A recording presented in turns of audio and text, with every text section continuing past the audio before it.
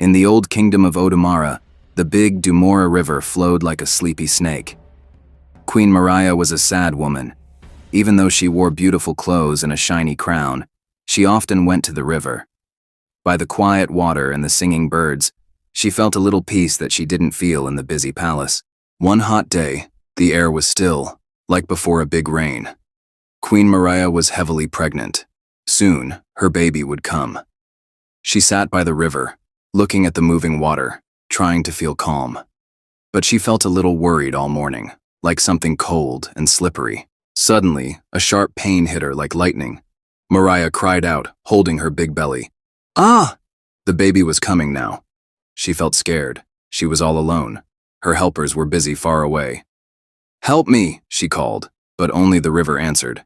The pain got stronger and stronger. She couldn't see clearly and fell down, holding her stomach, crying softly. All by herself, Queen Maria delivered her baby by the riverside. It was hard and painful, but finally, the baby came out. She felt weak, but a little better.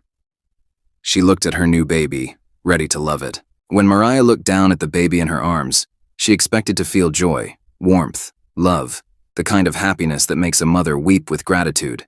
But instead, she felt a chill crawl up her spine. Her smile froze. Her breath caught in her throat. Something was wrong. Very wrong. The baby wasn't light brown like her, or even pale like some royal children born under strange moons. No, the baby was white. Not just pale, but unnaturally white, bone white, snow white, like the underbelly of a lizard, like the scales of a fish that had never seen the sun. Cold, pale, almost glowing in the shadows.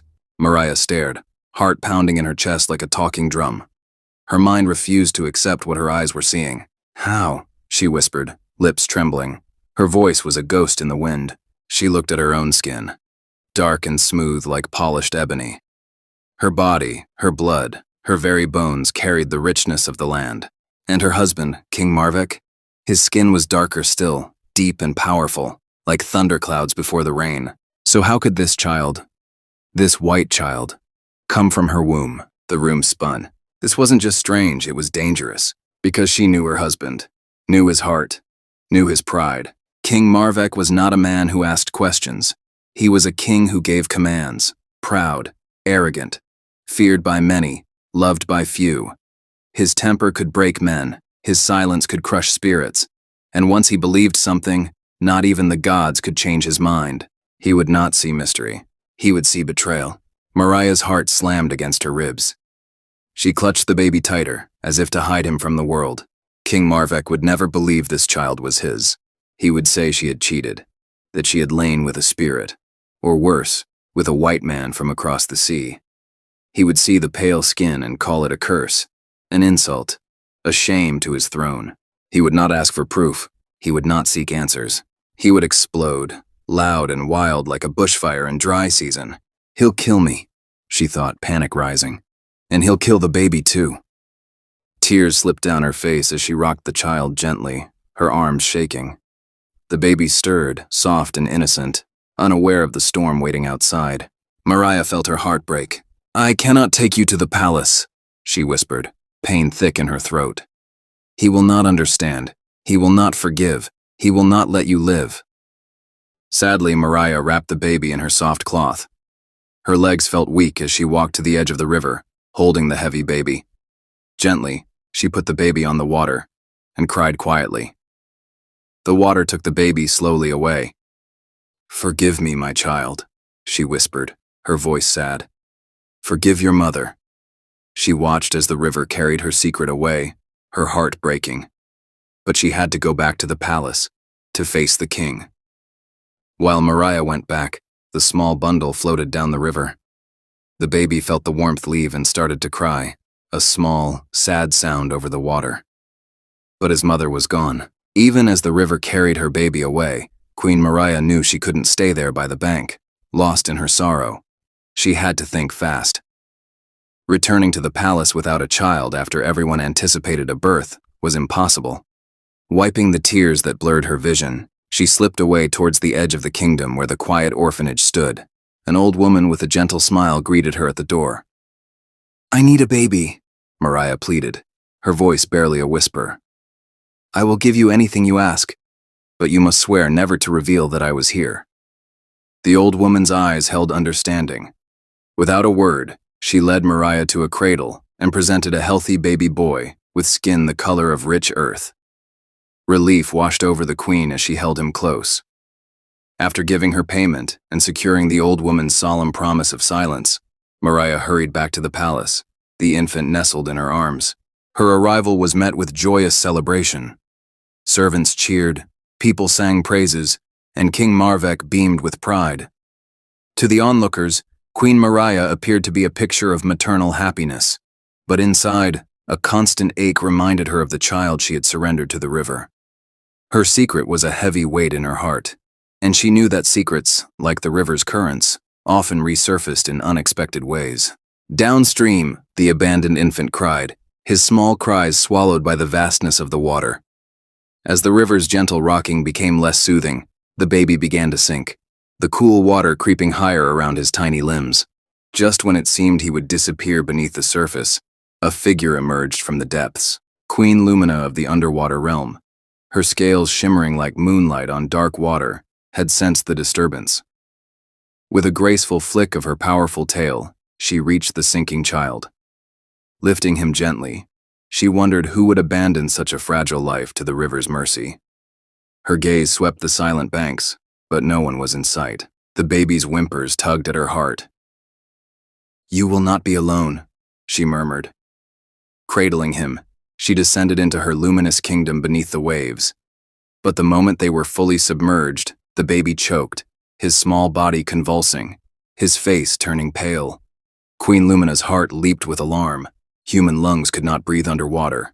Thinking quickly, she pressed a gentle kiss to the baby's forehead. A subtle magic flowed between them. The choking stopped. The baby gasped, then began to breathe easily in the water. And then, a wondrous transformation occurred. His legs shimmered, the skin melding together, forming a sleek, silvery tail. He was no longer fully human. A soft smile touched Queen Lumina's lips. "You are now of the water," she whispered. When she presented the child to her people, they were astonished. His skin was the color of sea foam, radiating a soft glow in their underwater world. Whispers rippled through the gathered merfolk. "So different," they murmured. "So bright."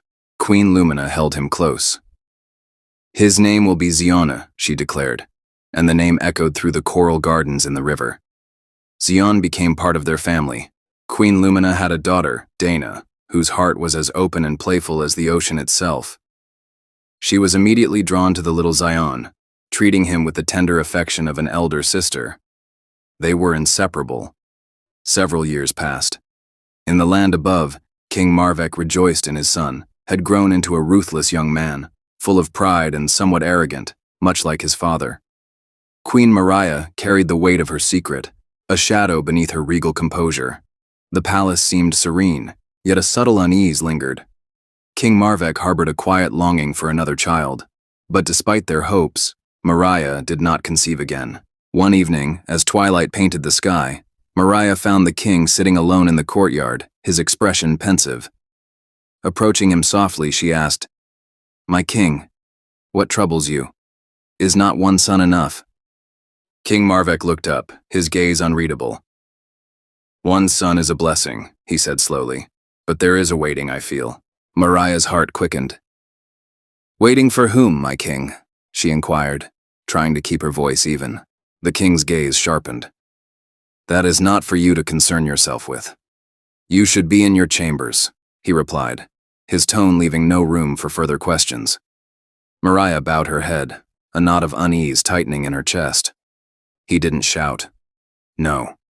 His calmness was even more frightening. It carried finality, dismissal, authority. Queen Mariah stood frozen for a breath too long. She bowed her head, lips sealed, but inside her spirit trembled. As she turned and walked back to her chambers, each step echoed louder than the last. Her royal slippers whispered over the marble floor, but her thoughts screamed. Who was he waiting for? The king never waited for anyone. People waited for him. Always. Mariah entered her chambers and locked the doors behind her. The moment the latch clicked, she leaned against the door, her chest heaving as if she'd just escaped a wild beast. Her mind, once trained to stay calm and composed, now spiraled like a whirlwind. Who could it be? Why now, after all these years? And then, like a snake crawling out of the shadows of her mind, a chilling thought slithered forward. Could it be because of the baby, the one I left by the river?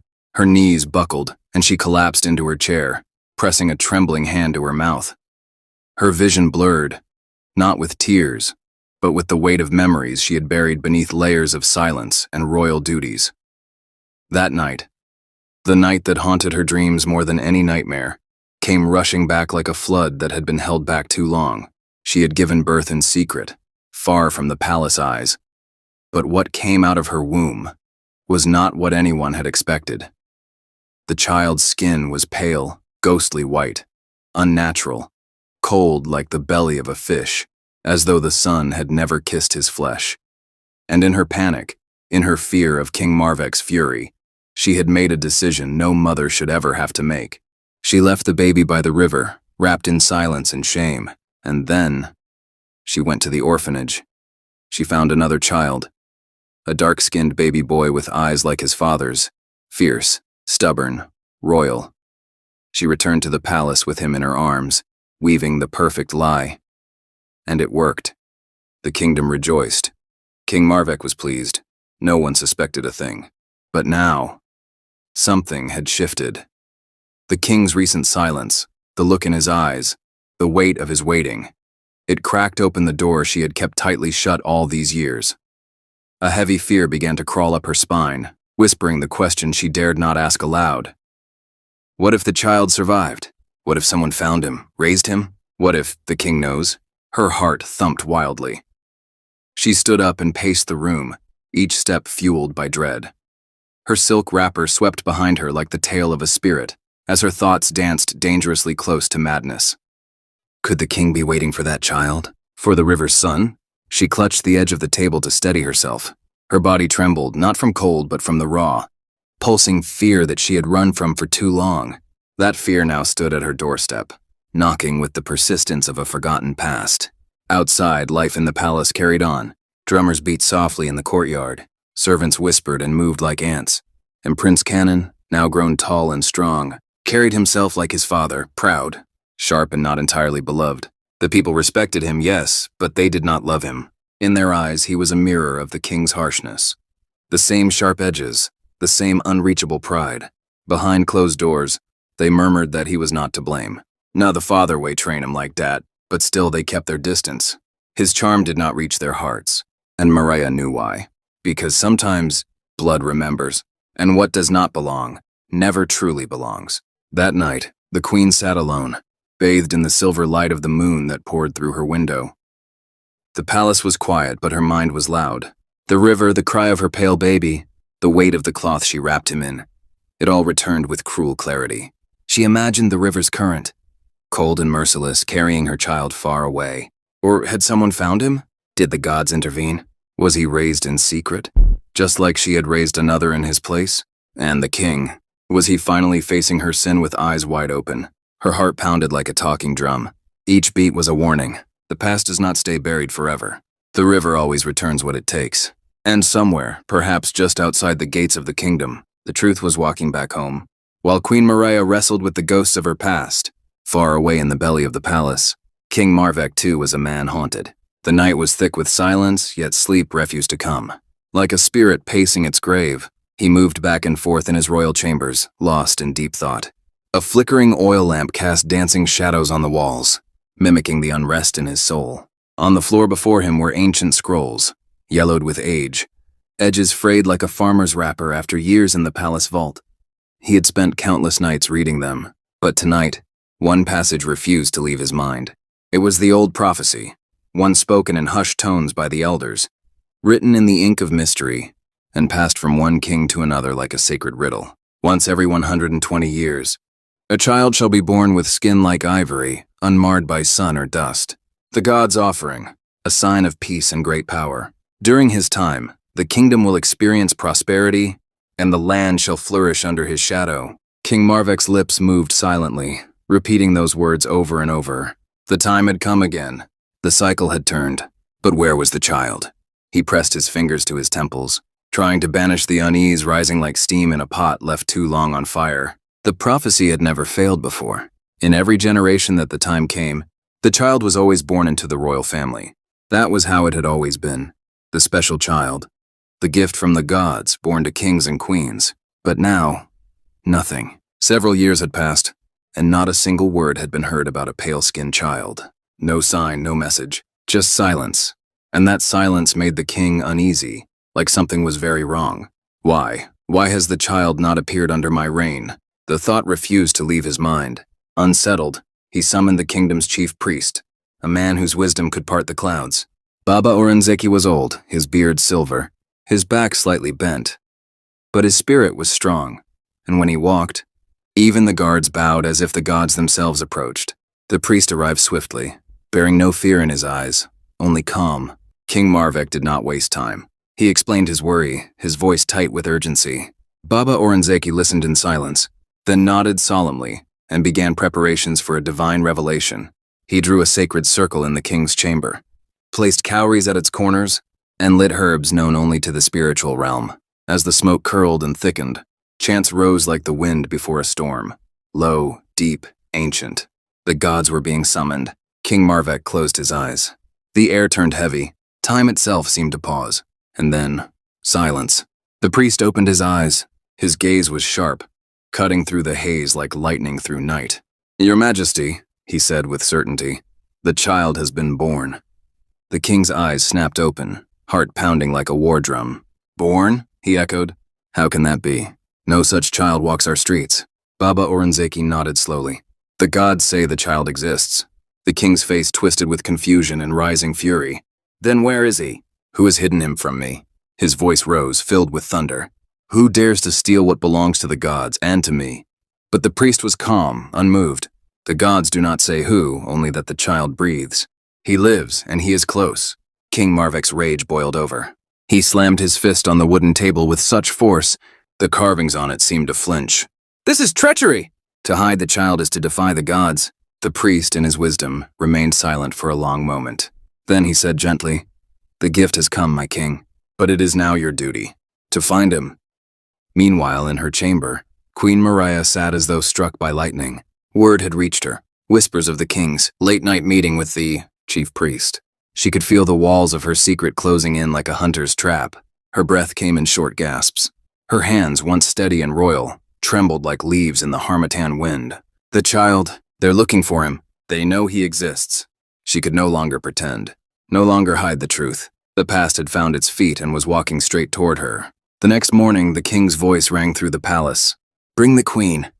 Mariah's heart nearly stopped. She was dressed in gold and coral, but she felt like a thief wrapped in royal cloth. As she entered the chamber, she saw his face, stone-like, eyes sharp enough to draw blood. Beside him stood the priest, arms crossed, face unreadable. "Sit," the king said, his voice colder than the harmattan wind. She obeyed, legs weak beneath her. King Marvek paced slowly, each step echoing like a war drum. Then he turned to her with fire in his eyes. "The child you bore, was he different?" His voice was quiet, but dangerous, like the stillness before a thunderstorm. Mariah's throat dried. She forced herself to nod slightly. "Yes, my king," she whispered. But he saw through her. He saw the way her hands shook, the way her eyes refused to meet his. And that was all he needed. "You are lying!" he snapped. "No, my king," she pleaded, voice breaking. The fury he had tried to hold back erupted.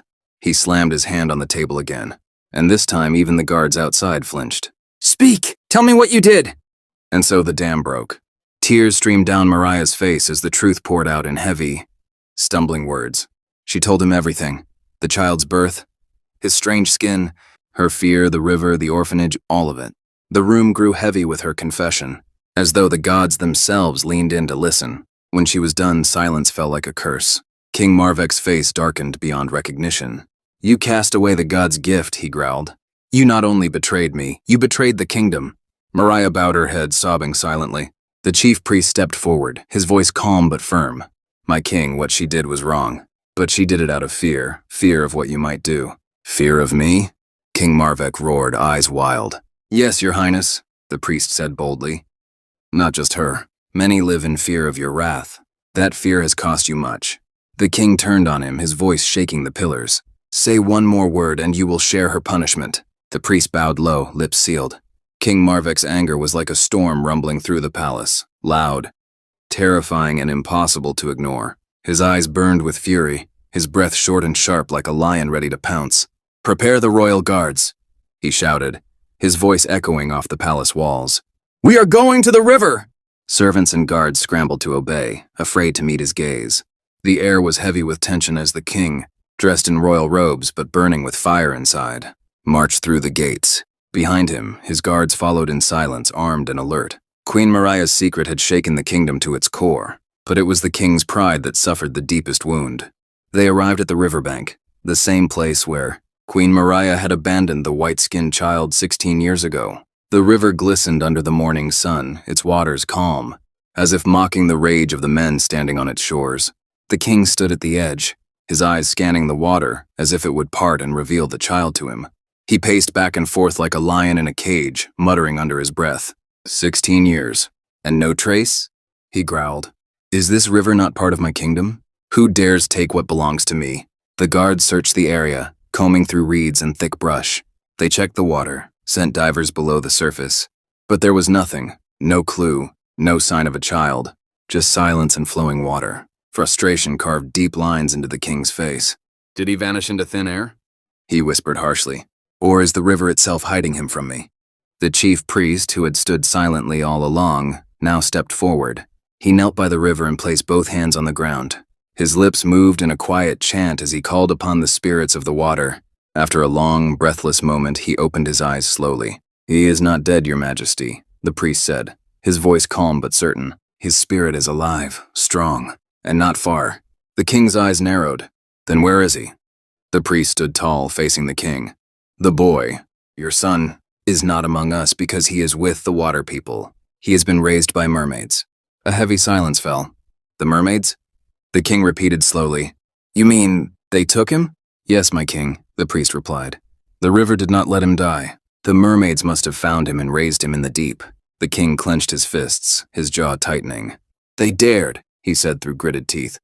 They dared to steal the heir to my throne. He turned sharply and stormed away from the river, his guards stumbling after him. His steps were fast, filled with rage. When they returned to the palace, the king's heart was already boiling with thoughts of war. He did not wait long. Seize Queen Mariah, he commanded. Take her to the palace dungeon. The queen, once radiant and proud, was dragged away like a common thief, her cries echoing through the halls. Her eyes begged for mercy, but the king gave her none. But what shocked everyone was what he said next. Throw Prince Cannon in the dungeon as well, the king ordered. The guards hesitated. The boy was innocent, but the king's glare silenced any protest. The prince, confused and terrified, was locked up beside his mother. The palace buzzed with whispers, but no one dared speak aloud. King Marvek had become a volcano, and no one wanted to stand in his path. That evening he gathered his closest advisors. The royal chamber, normally a place of strategy and wisdom, was now a chamber of fear. The king sat on his throne like a storm cloud ready to burst. The mermaids have my son, he growled. And if they do not return him, I will bring the fire of the earth into their waters. One advisor, old and careful, stepped forward. My king, he said gently, forgive my words. But the mermaids may not have meant harm. Without them, the boy would not have survived. The king's eyes narrowed, his voice low and dangerous. Are you defending thieves? No, my king, the advisor said quickly, bowing. But perhaps we can ask them first, peacefully. There was silence. Then the king gave a short, sharp nod. Fine, we will ask. But if they refuse, I will burn the river itself. He grabbed a scroll and began writing. His hand moved fast, his strokes hard and sharp. When he was done, he read it aloud. To the mermaids of the deep, you hold what belongs to me, my son, the rightful prince of this land.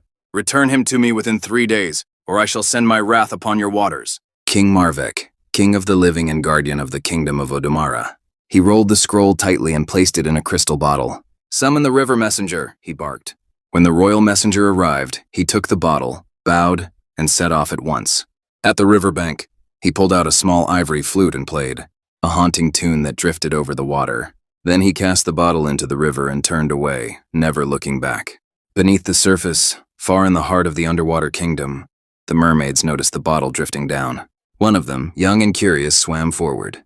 "It's from the humans," she said. "They brought it to Queen Lumina, the wise and powerful ruler of the sea." She opened the bottle, unfolded the scroll, and read every word. With each line, her face grew darker. "This king commands me," she said coldly. "He demands his son as if the boy were a sack of gold?" Her eyes flashed. "Even if he begged on his knees, I would not give Ziana back." With a flick of her hand, she tore the scroll in half. The pieces drifted slowly to the ocean floor like fallen leaves. What she didn't know was that Zion had been watching. He had seen the bottle arrive, had seen the letter read and destroyed. His heart beat wildly as he swam toward her. "Mother," he said, his voice steady despite his fear. Queen Lumina turned surprised. "Zion, what are you doing here?" "I saw everything," he replied. "The letter, what it said. You tore it." The queen hesitated, then reached for his hand. "That letter was from the world above. A king who claims you are his son." Zion blinked. "But how can that be?" "I've never seen him. You are my mother." Queen Lumina's voice softened. 16 years ago, you were found in the river.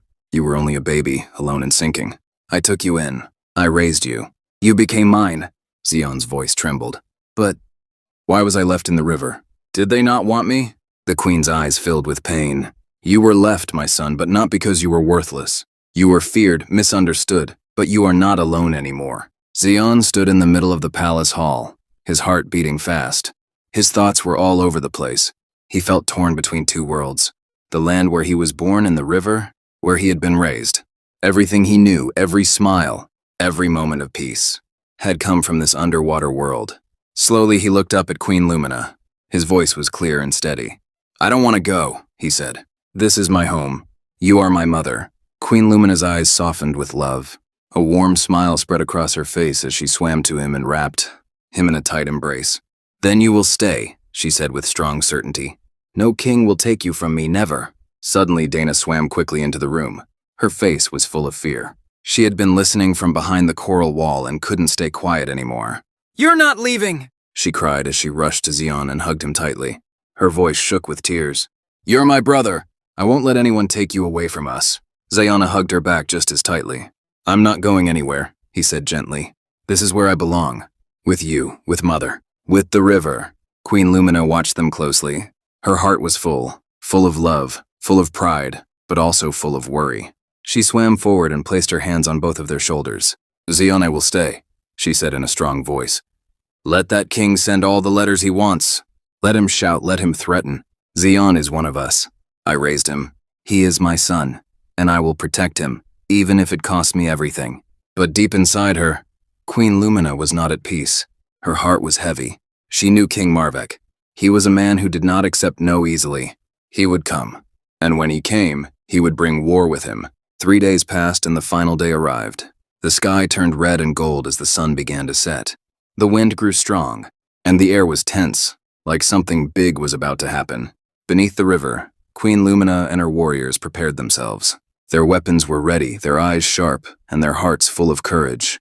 On land, King Marvek's soldiers stood in rows, waiting for their king's orders. Their spears pointed upward and their faces were serious. The drums of war were silent, but the air felt loud with tension. Then, the king began to walk toward the river. Each step he took was firm and angry. His golden armor shone in the fading light. His face was hard and filled with fury. His army followed behind him without a word. The river's surface rippled, and from the water Queen Lumina rose. She looked strong, calm, and powerful. Her long black hair flowed behind her, and her eyes were cold but steady. She stood tall like a goddess of the river. The moment she appeared, everyone grew silent, on land and beneath the waves. It felt like the whole world was holding its breath. King Marvek took a step forward and raised his voice. "This is your last chance," he shouted. "Bring my son back to me, or I will destroy everything you love.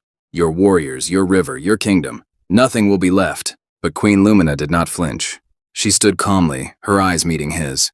"You say he is your son," she said in a clear, calm voice.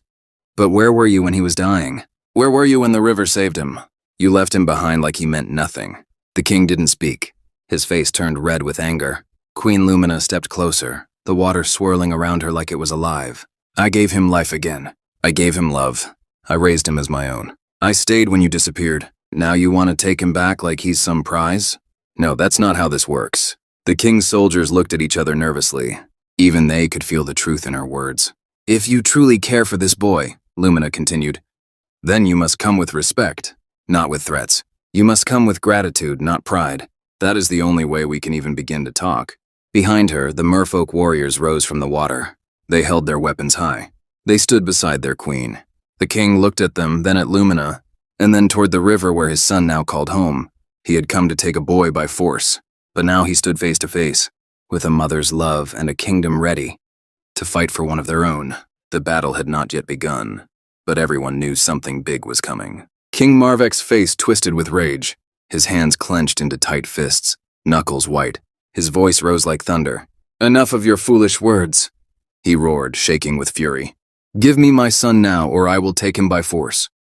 Gasps rippled through the crowd. The air grew heavy, thick with fear and tension. Queen Lumina stood her ground. She did not flinch. Her chin was high, her eyes blazing like fire. Her voice was calm but strong, every word cutting through the silence like a blade. Your pride has led you here, King Marvek, she said, but it ends today. If you want to fight, then fight me, not my people. This battle is between you and me. No innocent blood will be spilled because of your pride. The king's eyes burned with hatred. For a moment he said nothing, just breathing heavily.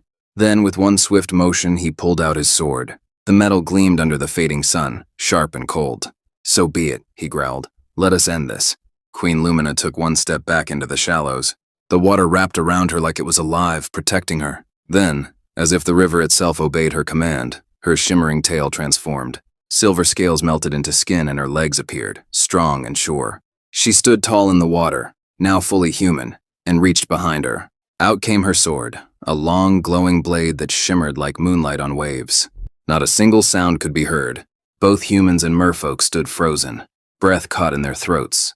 All eyes were fixed on the two leaders, warriors, rulers, legends, about to fight for the fate of two kingdoms. The king raised his sword and pointed it at her, his face hard as stone. You will regret defying me, he hissed.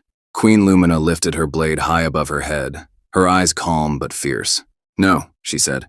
You will regret believing you could take what was never yours. Today you will learn that even a king cannot rule over destiny. The river went still. Even the wind stopped blowing. The sky darkened. It felt as though the world itself was waiting for the first strike. Then, it began. The clash of swords rang through the air, loud and sharp like thunder. Sparks flew as metal met metal. The king struck hard, his sword swinging fast, driven by anger. Queen Lumina moved with grace, blocking his attacks with quick, fluid motion. But his strength was overwhelming. He pushed her back step by step, and for a moment it looked like he might win. Fear crept into the hearts of the merfolk watching. She's losing, someone whispered. She can't beat him. Even her warriors trembled. The king's dark power was strong. His soldiers stood tall behind him, their eyes full of cruel pride. They had used dark spells in the past, magic fueled by blood and fear, and they outnumbered the merfolk. But then, something changed. Queen Lumina stopped retreating. She stood tall. Her eyes glowed. The river behind her shimmered and began to move, almost as if it were alive. With a sudden cry she attacked, not just with her sword, but with a force that seemed to rise from the water itself. Her strikes became faster, sharper, unstoppable. It's Xion, a young mermaid gasped. His spirit. It's giving her strength. The queen fought like a storm. Her blade moved like lightning. The king stepped back, then again. And again. He could barely keep up. Then, Queen Lumina's sword touched his neck. The crowd held its breath. But instead of ending him, Queen Lumina stepped back. She lowered her sword and looked at him with sad eyes. I do not fight to kill, she said quietly. I fight to protect. You call yourself a king, but a true king does not steal, threaten, or destroy. He protects what he loves. You have already failed your son once. Do not fail him again. For a long moment, King Marvek said nothing. His chest rose and fell with heavy breaths. Then his eyes filled with rage again. He stumbled backward, wounded not in body but in pride. He pulled a piece of cloth from his belt and tied it around his arm. Dark energy began to swirl around him. His eyes turned wild. Then he began to chant in a deep, dark voice. Strange symbols lit up around him. The ground trembled. His power grew, dark, dangerous, and full of hatred. The king roared and rushed forward. The second round began.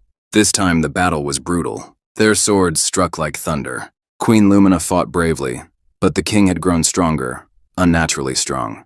He moved like a beast. At one point, his blade sliced across her arm.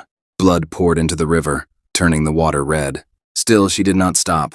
She gritted her teeth, her body screaming in pain. But her spirit refused to break. She swung again, blocked again, kicked, turned, dodged. But the king found an opening. He raised his sword high, his eyes burning with victory. This was it, the moment to finish her. Then, stop! The voice echoed so loudly across the river, it seemed to shake the earth. The king froze mid-swing. Everyone turned. From the water, a bright light rose. Ziona. He stepped forward slowly, rising from the river like a spirit of the deep. His whole body glowed with a golden light, his eyes shining with power that was not of this world. The water danced around him, gentle but strong. The sky seemed to shift. A hush fell over everything. Both the merfolk and humans stared in awe. Zion looked at the king, his father, and then at Queen Lumina, his mother. Zion stood in the middle of the battlefield, glowing with a light that was both beautiful and powerful. His voice was calm, but it carried so much strength that it echoed across the entire riverbank. "This fight ends now," he said. The moment those words left his mouth, the earth beneath their feet seemed to shake gently. The trees swayed as if they, too, had heard the command. The king's soldiers glanced at one another, their faces pale, and slowly began to step back. A strange fear passed through them. Not from the threat of a sword, but from something deeper. A power they didn't understand.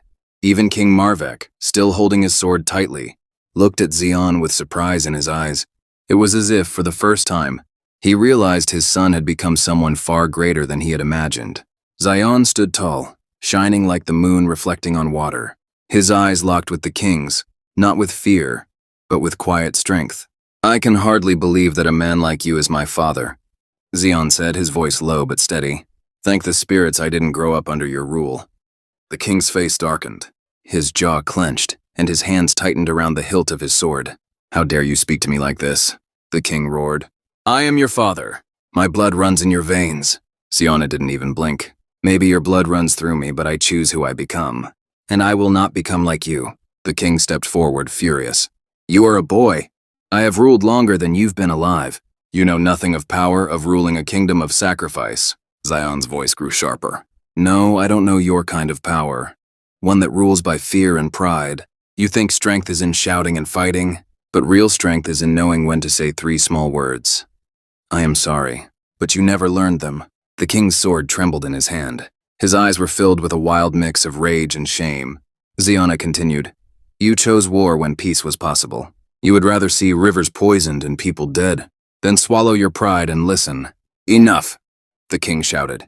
"You dare to lecture me? You dare stand against your own father?" "I'm not the one choosing to fight," Zion replied quietly, "but I won't let you harm anyone else." Then, he turned away from the king and walked over to Queen Lumina, who was still kneeling, her arm bleeding from the battle. The merfolk watched him, holding their breath. Humans stared, unsure of what he would do next. Zion knelt beside the queen. His hands, still glowing, touched her wound gently. A soft, warm light spread from his fingers. The queen gasped as the pain vanished, and the cut began to close before their eyes. Her skin healed completely, as if she'd never been wounded. Slowly, Queen Lumina rose to her feet. Her strength had returned. No, it had grown. She stood taller, brighter, her presence commanding. The king growled in frustration. "No, you won't win this!" He lifted his sword and charged again at Queen Lumina. But this time she was ready. With renewed power and speed, Queen Lumina dodged his attacks with ease. Her sword moved like a flash of light, each swing precise and full of purpose. She struck back, hitting him hard. His armor cracked and blood seeped through the openings.